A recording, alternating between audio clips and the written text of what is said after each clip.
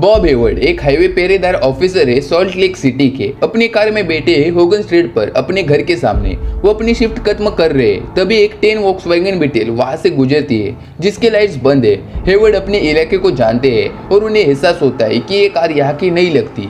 Officer जाकर check करते हैं कि वोक्सवैगन बीटल उनके पड़ोसी के घर के सामने पार्क है।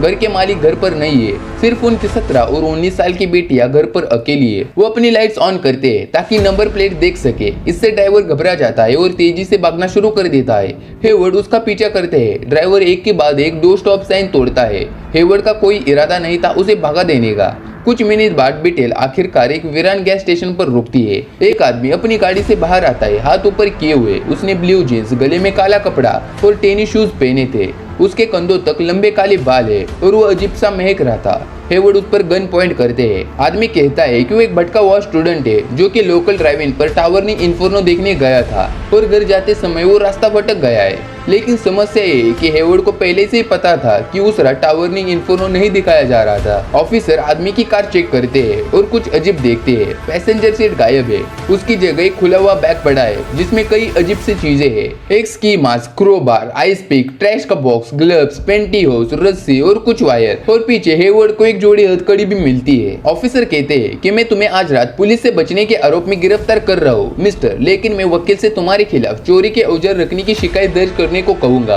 हेवर्ड कहते हैं पुलिस स्टेशन में आदमी को रजिस्टर और फोटो खींचा जाता है जबकि उसके पास जरूरी औजार है और कोई चोरी का सीधा लिंक नहीं मिलता। बिना किसी सबूत के उसे स्टेशन से जमानत पर छोड़ दिया जाता है। लेकिन बॉब हेवर्ड को यकीन था कि वो आदमी उनके पड़ोसी के घर में घुसने का इरादा रखता था जब वो 2 लड़कियां घर पर अकेली थी। थोड़े समय बाद हेवर्ड को पता चलता है कि उस रात जिसे उन्होंने गिरफ्तार किया था वो और कोई नहीं बल्कि अमेरिका का सबसे बदनाम हत्यारा टेड बंडी था।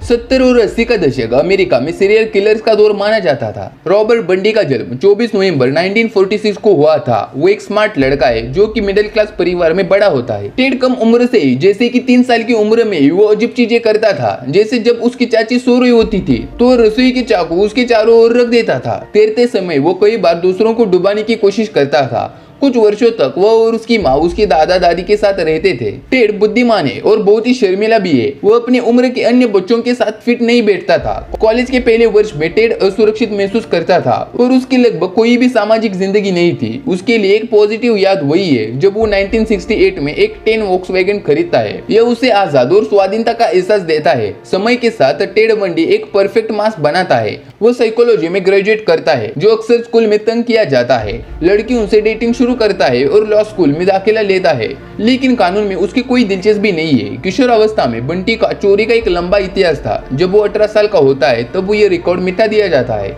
लेकिन उसके अंदर अपराध करने की इच्छा बढ़ती जा रही थी। 1 फरवरी 1974 को बंडी एक छात्रा के घर में घुसकर अपनी पहली शिकार लिंडा को किडनैप करता है और उसकी हत्या कर देता है। बंडी का शिकार हमेशा आकर्षक और युवा महिलाएं होती है। उन्हें पब्लिक प्लेसेस पर चोट लगने या फिर डिसेबिलिटी का बहाना बनाकर अपनी कार तक लुभाता है। जब उसके बहकावे से महिलाएं मान लेती है कि वो कोई खतरा नहीं है तो उन्हें बेहोश कर देता। ठीक वहाँ जहाँ पैसेंजर सीट हुआ करती है वो उन्हें एक सुनसान स्थान पर ले जाता जहाँ उन पर वो बेरहमी से बलात्कार करता, गला घोटता और मार डालता। और वो यहाँ भी नहीं रुका, हर महीने और भी महिलाएं गायब हो जाती। पहले वॉशिंगटन में, फिर यूटा में। जनता डरी हुई थी। बहुत लंबे समय तक किसी को ये नहीं पता होता कि ये सब किसने किया है और उसे कैसे खोजा जाए। टेड बंडी से पहले लोगों के दिमाग में सीरियल किलर का शब्द का अस्तित्व ही नहीं था। उसका चेहरा हमेशा अच्छी तरह से छिपा रहता। बंडी को पता होता है कि सबूत को कैसे मिटाया जाए और उस समय डीएनए टेस्ट इन्वेंट नहीं हुए थे। और यहाँ तक कि अगर पुलिस को कुछ पता भी चलता तो उस समय स्टेट की सीमाओं के बाहर शायद ही कभी जानकारी पता चलती। लेकिन 8 नवंबर 1974 को टेड बंटी एक बहुत ही बड़ी गलती करता है। वो एक गवाह को छोड़ देता है।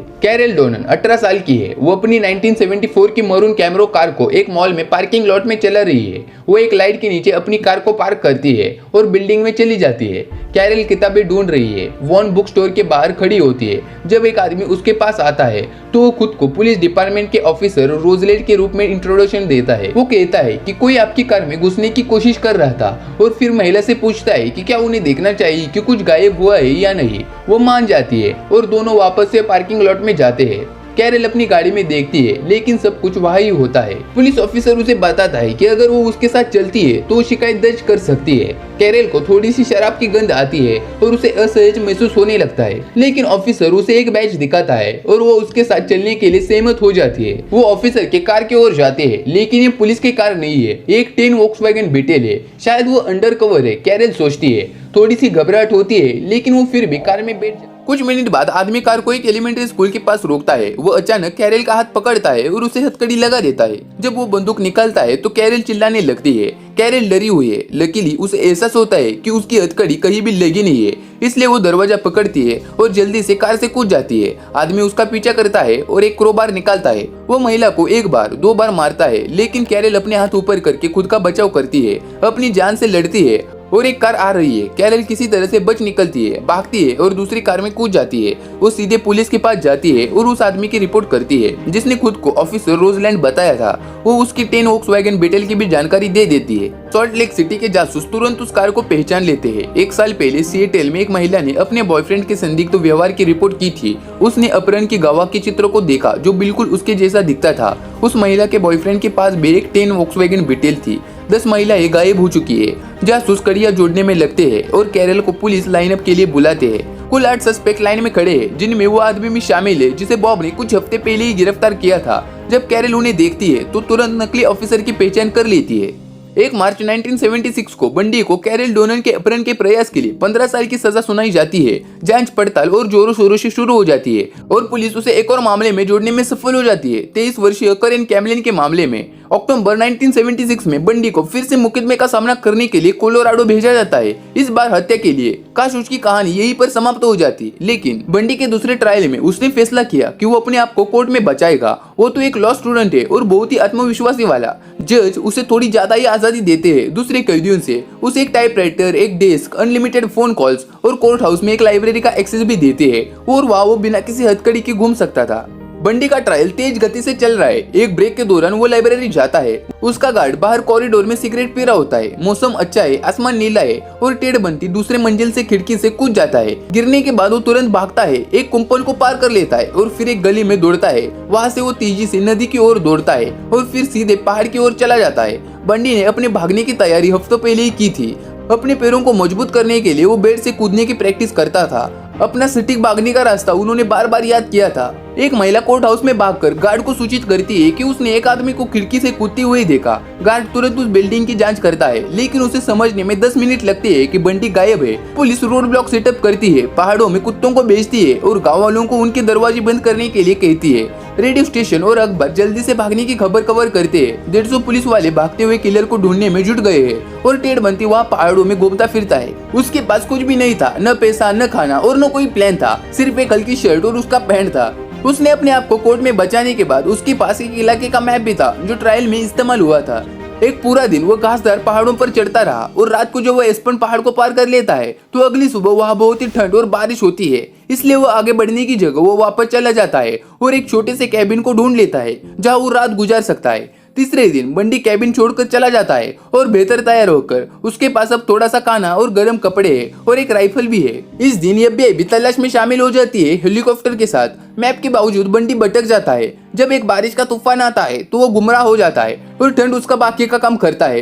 अंत में वो गोल गोल घूमना शुरू करता है और वापस से उसी कैबिन में पहुंच जाता है। वह उसे सर्च पार्टी के निशान मिलते हैं और वो उसके पीछे है। 5 दिन तक बंडी पहाड़ों में चलता रहा। उसके पैर में सूजन आ गई है और उसका खाना खत्म हो गया है। उसका एक ही मौका है बच निकलने का और वो एक ही गाड़ी को ढूंढना। अंत में वो एक पुरानी कार को ढूंढता है जिसके अंदर चाबियां है। यह बंटी का भाग निकलने का छठा दिन है और कुछ समय बाद 2 पुलिस अधिकारी एक कार को सड़क पर जिगजैगिंग करते हुए देखते हैं। वो गाड़ी को रोकते हैं मानकर कि एक नशेड़ी ड्राइवर है, लेकिन उन्हें एक नशेड़ी की जगह एक कमजोर और बेचारा टेढ़ बंटी मिलता है। उसने 20 पाउंड वजन कम किया था और गाड़ी को रास्ते पर लाना उसके लिए बहुत ही मुश्किल हो रहा था। उसका नाक बैंड से लिपटा गया था। वो चश्मा पहनता था, लेकिन अधिकारी उसे आसान से पहचान लेते हैं और उसे वापस से कस्टडी में लिया जाता है। अब बंडी के ऊपर भाग निकलने का भी इल्जाम है। तुरंत वो दूसरा भाग निकलने का प्लान बनाना शुरू करता है। एक गार्ड टेढ़ बंडी को उसके सेल में गर्म खाना लेकर आता है और चला जाता है, लेकिन बंडी उसे खाता नहीं है। उसकी जगह वो एक छोटी सी छत में चला जाता है जिसने उसने अपनी छत में किया था।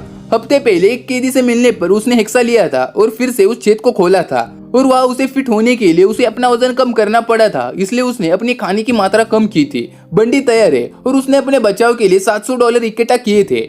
उसके भागने के हफ्ता पहले उसने पहले से एक रास्ता ढूंढा था और उसे वो मिल गया था, वेंट से एक छोटी सी प्रिजन की एक छोटी सी फ्लैट में जाने का। बंडी टाइट शॉप से गुजरता है। जब वो अपार्टमेंट तक पहुंचता है तो उसे आवाजें सुनाई देती है। गार्ड और उसकी पत्नी रात का खाना खा रहे हैं। बंडी बस वहाँ बैठा है, अपने मौके का इंतजार कर रहा है। औरत कहती है कि आज रात कोई फिल्म देखे। जवाब मिलता है हाँ क्यों नहीं। कुछ मिनट बाद दरवाजा जोर से बंद हो जाता है और बंडी अपार्टमेंट के बेडरूम में गिर जाता है। उसने एक नीली जीन्स, ग्रे कलर का गले में कपड़ा और नीले टेनिस जूते पहने। फिर वो सड़क की ओर बाहर चला जाता है। इस बार गार्ड को ये समझने में करीब 17 घंटे लगते हैं कि बंडी गायब हो चुका है।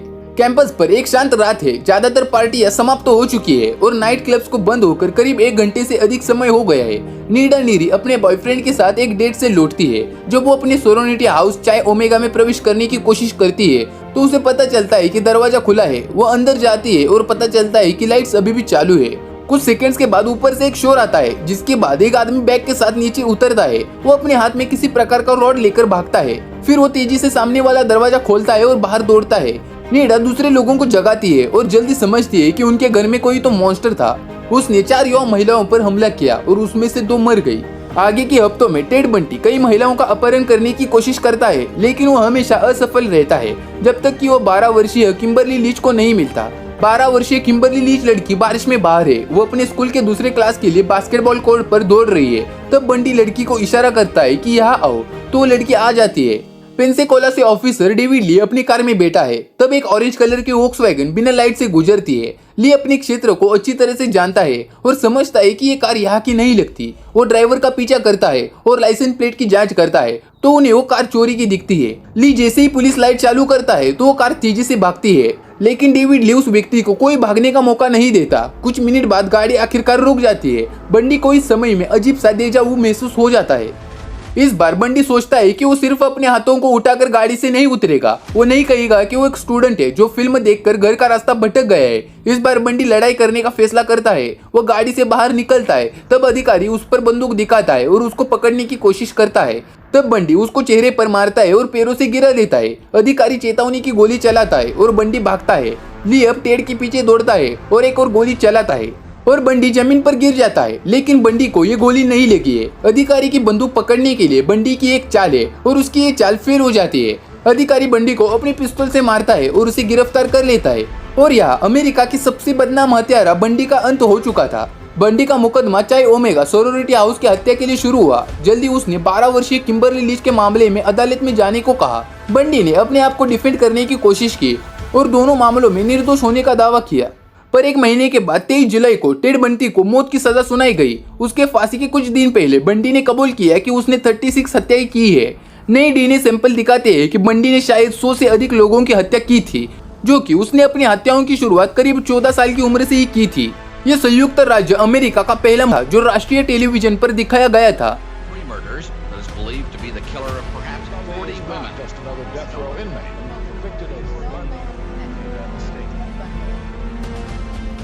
चौबीस जनवरी 1979 को 10 साल के बाद टेड को एक इलेक्ट्रिक चेयर से मारा गया और स्विच को चालू करने के लिए वही महिला थी।